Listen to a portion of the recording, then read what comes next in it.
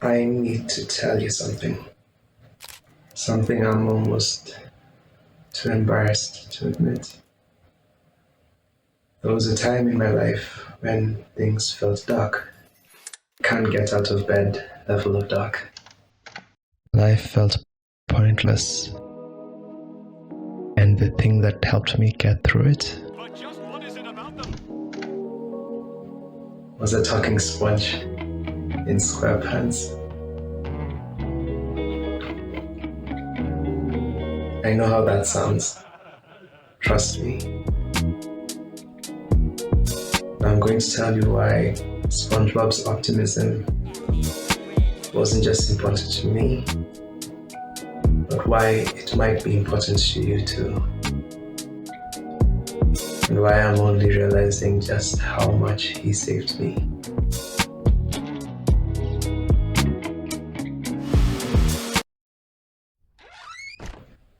In my second year at my workplace, I had climbed up the corporate ladder rather fast.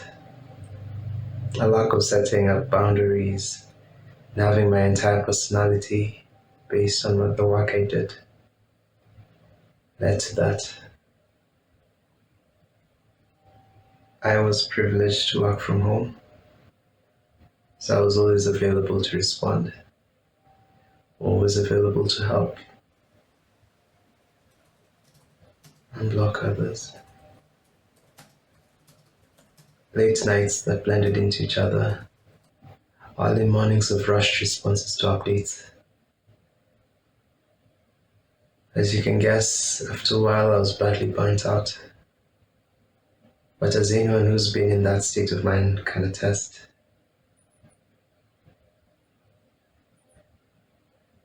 you don't notice it straight away.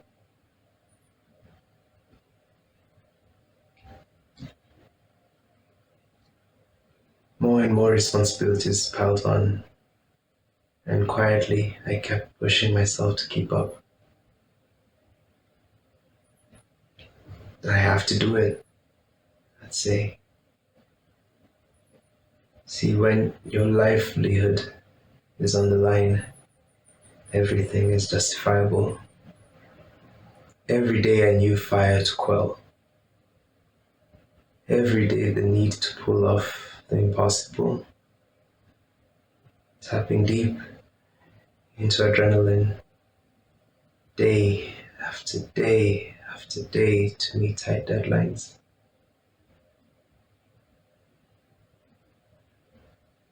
An empty well, falling into a watery abyss.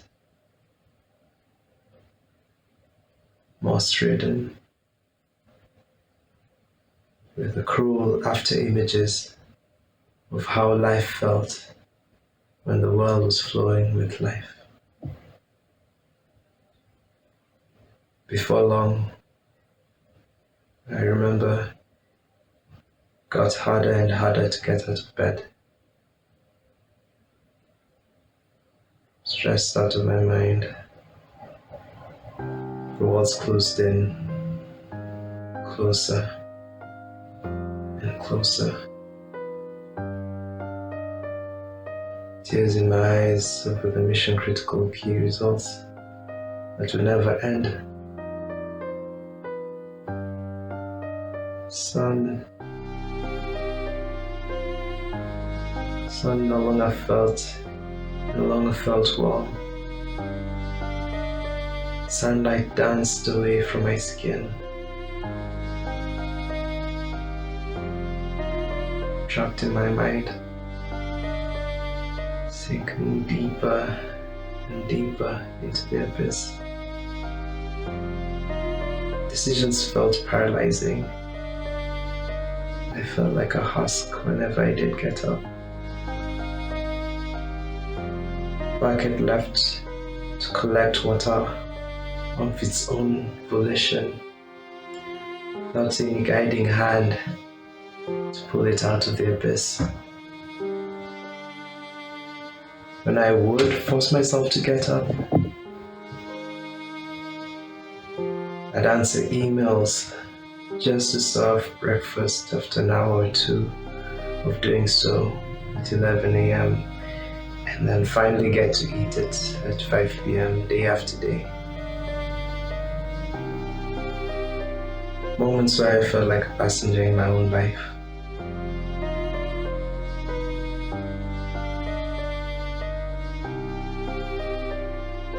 I had a readily drafted resignation letter, ever ready to send, stuck in my email drafts, ready to give up my livelihood. A nuclear option, if I lost myself completely to the sunken abyss.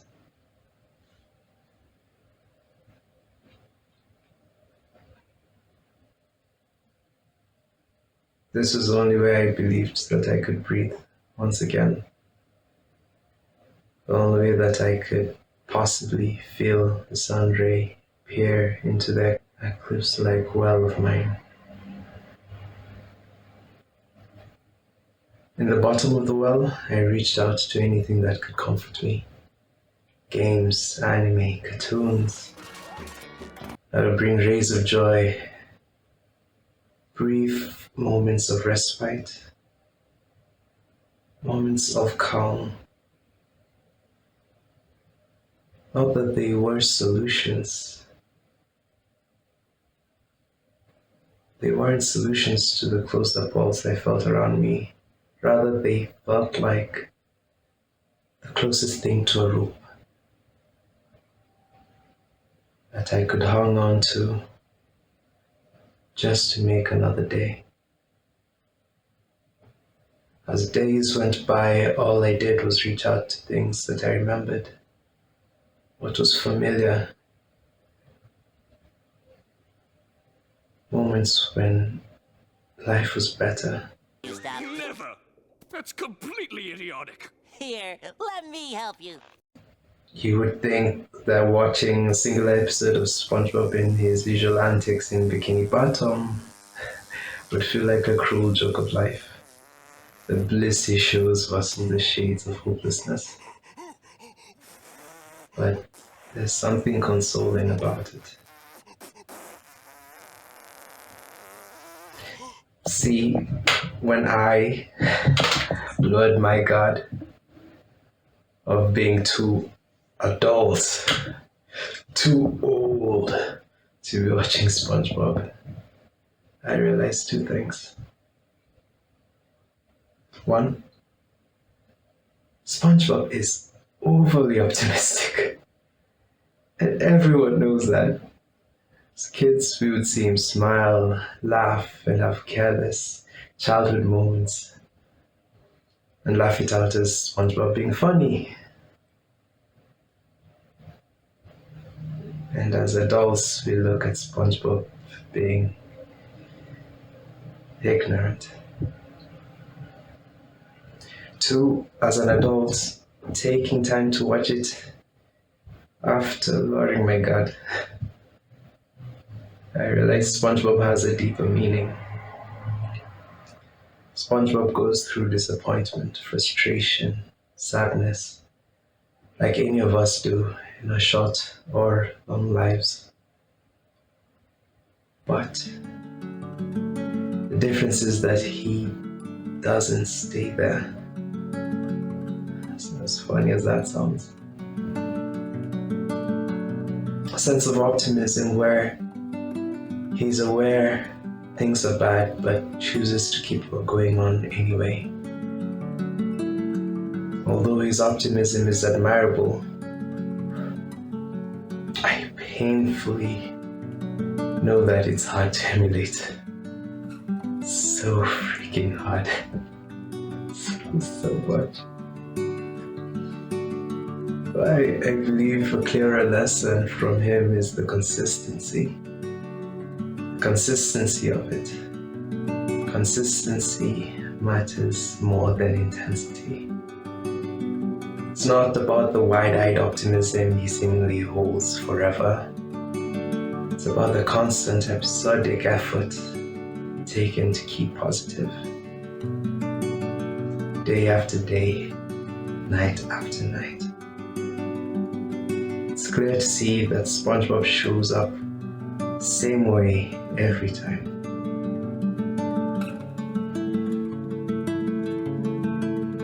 I would like to believe that the lesson is that his and our optimism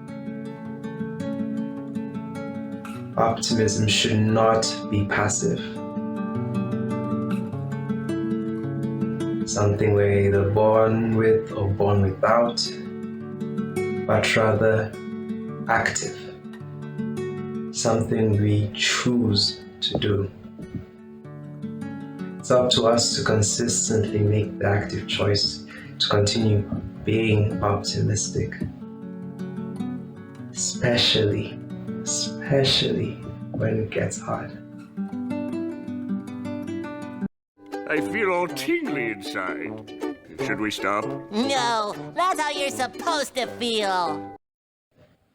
This wasn't a sudden realization either. I mean, recently I've been in a similar state of mind where all hope feels lost, and the familiar wet walls of the world feel closer and closer and closer. Taking a trip down memory lane. I remember I was 6 or 7 when I first came across the pineapple under the sea.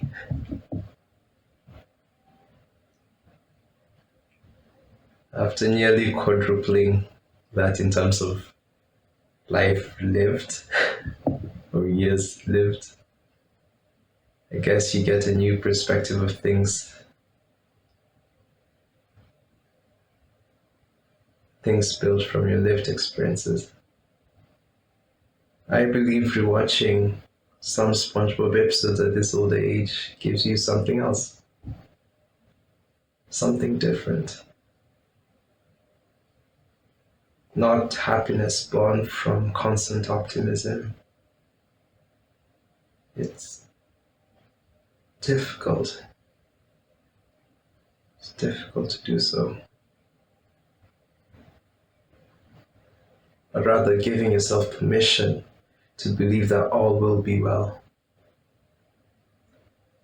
As simple as it may seem, at times it's the difference from conceding that everything in life is unchangeable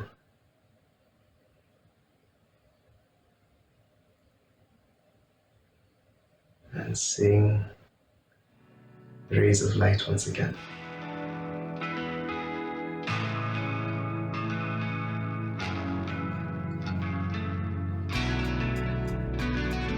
As I've worked on this video series, I, of all people, know I dismiss childhood things as just cartoons.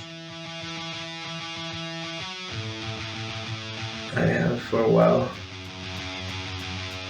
But truth be told, they've shaped us more than we know.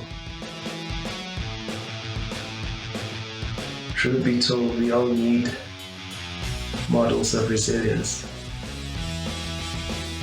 And sometimes they come from the most unexpected of places.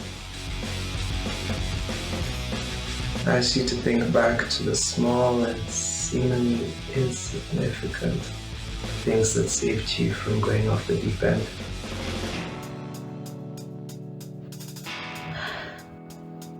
Sometimes the things that save us aren't always serious or adult.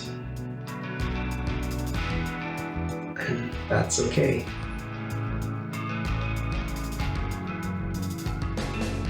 That's okay. This isn't half bad. Hey, world! If I were to ask you a question, how optimistic would you say you are? Between one being barely or not at all, and 10 being overly optimistic.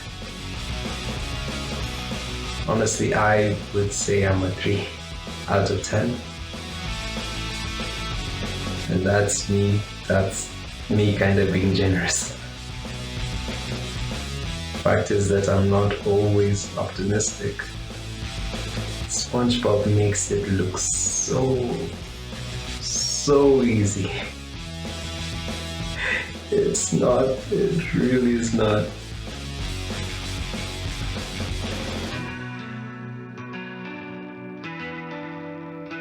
But try to give yourself a chance to be optimistic.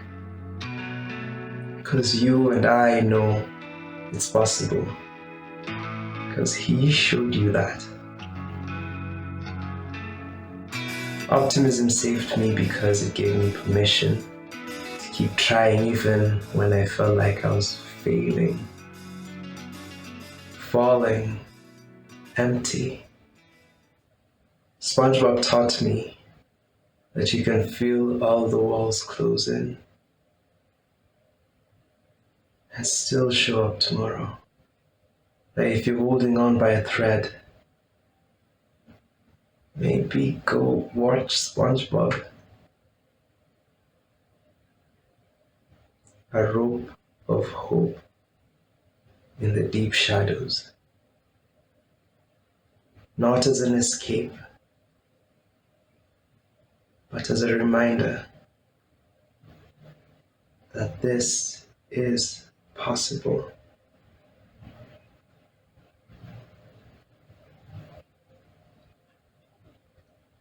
My question to you, what saved you when you needed it most? Share your experiences in the comments. And, well, he's still teaching me. I'm pretty sure you always will.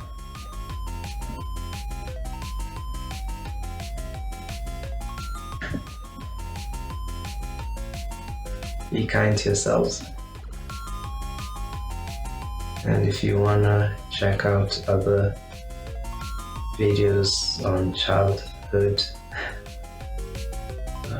lessons from some of the stories we love, you can click on the playlist somewhere here.